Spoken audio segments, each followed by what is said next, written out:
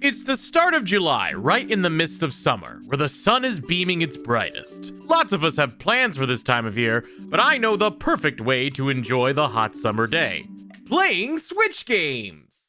There are a lot of Switch games coming out for July of 2023, and I want to talk about 7 of them here! All sorts of games, from the smallest of indie games to the biggest of releases. These are all the games that I'm looking forward to in the future. Get your Switches undocked and your wallets ready as I talk about 7 Switch games coming out in July. Let's start with the long-awaited sequel of an indie game, that is, Oxenfree 2: The Lost Signal. The highly anticipated sequel for Oxenfree will finally arrive, developed by Night School Studio. Riley makes her return to her hometown of Kamana, and something seems strange as she uncovers all the peculiar and disruptive electromagnetic waves around her, and it's up to her to solve the mystery of whatever the heck is going on. The game presents an eerie, unconventional, and occasionally spooky atmosphere while you tackle puzzles to unveil the secrets hidden within. The music also appears to be remarkably intense, perfectly contemplating the mysterious nature of the game and building anticipation for something unexpected and weird to happen.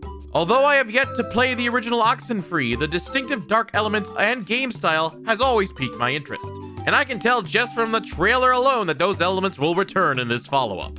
I'm certain that fans of the first game will adore this sequel, as the visual style and gameplay reflect well on its predecessor, and hopefully the 2 stories will have a few connections too. This suspenseful indie game is guaranteed to keep you on edge, and Oxenfree 2: The Lost Signals will release on July 12th. If you're like me and wish to experience both games, the original is currently available on Nintendo Switch as well. How about a remake for a game that didn't come out in the US that's finally getting life in the Nintendo Switch? No, it's not Mother 3. Let's look at Atelier Marie Remake: The Alchemist of Salzburg. That's a mouthful of a title. I had to Google the meaning of Atelier for this game, and it essentially refers to a workshop or studio space. And who says games can't help you learn? Atelier Marie is an RPG that is finally making its way to the Nintendo Switch and the United States, and receiving the full remake treatment. Embark on a journey as Marie, who strives to study alchemy at the Royal Academy of Magic, but faces constant failure. To earn a chance to graduate, she is granted a workshop of her own as her last chance of learning the art of potion making. In the enchanting land of Salzburg, she must explore the world, gather ingredients, forge friendships with locals, complete quests on their behalf, and combine ingredients to create new items. While the land is fraught with monsters and enemies, Marie can engage in combat and even hire mercenaries as companions for protection, and even form bonds with them too. With a time limit of 5 years to master alchemy, there's only so little time for our protagonist. The game boasts captivating visuals, with the anime-inspired portraits and chibi in-game models exuding a certain charm, while battles exhibit dazzling effects as you fight ferocious monsters. Despite the gameplay's cozy atmosphere, the 5-year time limit gives us a goal to work for, overall helping to create story and stakes for the game. However, there is an unlimited mode available for those who wish to take their time and truly get lost in the gameplay. Although I was unfamiliar with this game, I can envision players immersing themselves in their perfect little magic abode and forming meaningful connections with the characters. Fans of Rune Factory or those who love games about making potions will adore it. Atelier Marie Remake is scheduled for release July 13th. The first game was a sequel. The second game was a remake. The third game is a remake with a sequel. Kind of. Lisa the Painful and Lisa the Joyful. Envision a game akin to Earthbound, but with significantly grittier and apocalyptic undertones, sprinkled with a touch of dark humor. That's Lisa the Painful. Set in the world of Olaf, where all women mysteriously vanished, the protagonist, Brad Armstrong, discovers a baby girl and raises her as his own. Unfortunately, as time passed on, she is later kidnapped, and Brad must embark on a treacherous journey through this chaotic and dystopian world to rescue her. The game introduces multiple party members and presents you with numerous choices, where your decisions shape the lives of others, both positively and negatively. Mostly negatively. It really reminds me of the Mother series with its turn-based combat and clever dialogue, but Lisa distinguishes itself with its somber tone, dark humor, and unsettling visuals. It's grown sort of a cult following, though it should be noted that it may not be suitable for everyone due to its content. But keep in mind, this is a remake, offering enhanced visuals, new enemies and bosses, new music, and an accessible painless mode, and more.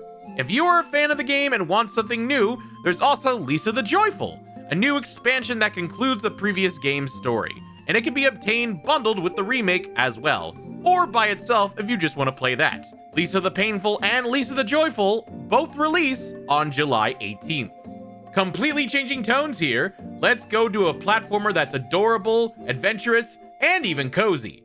Koa and the 5 Pirates of Mana. If you're a fan of Summer of Mara, you'll be thrilled to play Koa and the 5 Pirates of Mana, a platforming adventure. You assume the role of Koa and her faithful companion Napopo, where you both take a journey to explore various islands, evading obstacles while looking for valuable treasures. From sandy beaches to fiery volcanoes and even icy tundras, you'll need to traverse diverse landscapes to uncover all the collectibles and overcome challenges, ultimately reclaiming the stolen pirate loot from the land. The game shows an abundance of cuteness and charm, making it a delightful addition for fans of Mario 64 and Banjo-Kazooie. Additionally, the art style is enchanting and the vibrant characters you encounter promise to leave a lasting impression. I always smile whenever I see the art of the game, it just looks so nice. While I haven't had the opportunity to play its predecessor, Summer of Mara, at least not yet, the sequel appears to be a must-play for fans of the original and newcomers to the franchise. I even supported their Kickstarter campaign a while back and eagerly await the chance to play it myself. It's sure to offer an enjoyable adventure and be a hidden gem of a game. Koa and the 5 Pirates of Mana is set to release on July 27th. Is this going to be another video where I talk about Venba and how excited I am about it? Yes, it's the third one in a row. I'm really enthusiastic about this game, and I cannot wait to play Venba. You assume the role of a family from India who has moved to Canada in pursuit of a new life. The titular character turns to her mother's recipe book as a means to stay connected to her homeland and be connected to her culture. Immerse yourself in this cozy cooking game as you bring these delectable dishes to life, all while witnessing the growth and development of this endearing family through a heartwarming and relatable narrative. The art style is truly remarkable, effectively capturing the essence of Indian culture, at least to my knowledge anyway. And the food depicted in this game appears tantalizingly delicious. From what I've seen in the trailers and experienced in the demo, which, though brief, captivated my attention, Venba offers a delightful challenge in creating recipes, and it's great that you can take as long as you need to.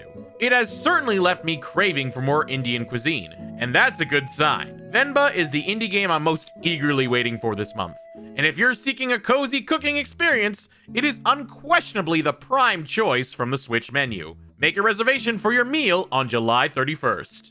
Alright, let's get into the big titles of this month, and that's 2 of them to be exact. First up is the platformer featuring the mouse himself, Disney's Illusion Island. It has been quite some time since we last witnessed a Disney game that people were excited for, particularly one featuring the iconic Mickey Mouse himself.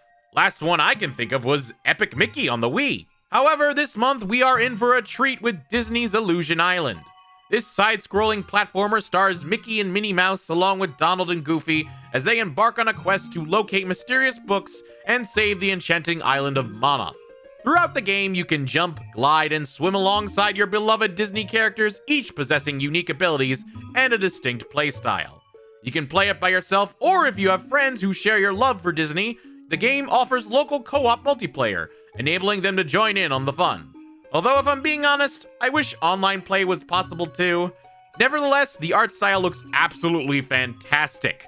Reminds me of the newer Disney cartoons, and the cutscenes look just like the shorts I would see on the Disney Channel. However, I must admit that compared to the rest of the games here, my excitement falls kind of short for this one. Perhaps the gameplay appears somewhat average, or maybe other platformers have managed to interest me with their distinctive features. It looks good, but I can see people deciding to pass on the title. Nevertheless, Disney games have the potential to be remarkable successes, and Disney's Illusion Island looks to stand out with Mickey Mouse platforming games. Prepare to arrive on Disney's Illusion Island on July 28th. And finally, the big one. The one people and puppets have been waiting for years to come now, for the Nintendo Switch, Pikmin 4. The highly anticipated sequel to the beloved Pikmin franchise is finally arriving. Once again, you find yourself stranded on an unfamiliar planet after a crash landing, encountering the sentient creatures known as Pikmin and utilizing their abilities strategically to collect valuable parts and treasures. You command a diverse array of Pikmin from the previous 3 games, along with the introduction of new types such as the Ice Pikmin with the power to freeze lakes, and the Glow Pikmin, a helpful companion during nighttime exploration. Yes, the inclusion of night travel is a groundbreaking addition to the Pikmin series, allowing you to gather resources while dealing with agitated creatures. In terms of other new features, you can now rescue castaways and escort them to safety, engage in thrilling Dodori battles against an ominous Olimar-looking character, and even explore indoor environments, a first for the series. Along with above ground, you can also go underground in caves as well, similar to Pikmin 2. And while I wasn't a huge fan of the caves personally, I'm sure they'll provide a heck of a challenge. Furthermore, one of the most notable additions is Ouchie, a dog-like Pikmin creature who aids you in navigating obstacles, carrying Pikmin and other items, and confronting enemies. He's super adorable and I want a plushie of him really badly. The demo has recently been released too, offering players a taste of the game while unveiling new mechanics, like rewind time where you can reset the previous minute of the game to save your Pikmin, and the limitations of having only 3 Pikmin at a time. Anticipation for Pikmin 4 has reached a fever pitch, and with its imminent release, there is an abundance of exciting stuff to look forward to. Mark your calendars for July 21st, when Pikmin 4 is finally playable on the Nintendo Switch. These are some of the games I'm really looking forward to for July on Nintendo Switch. Are there any games that you're excited for that I didn't mention? Let me know in the comments below. I'd love to play them and try them out. Thank you so much, and I'll see you next time in the next video. Have a good night!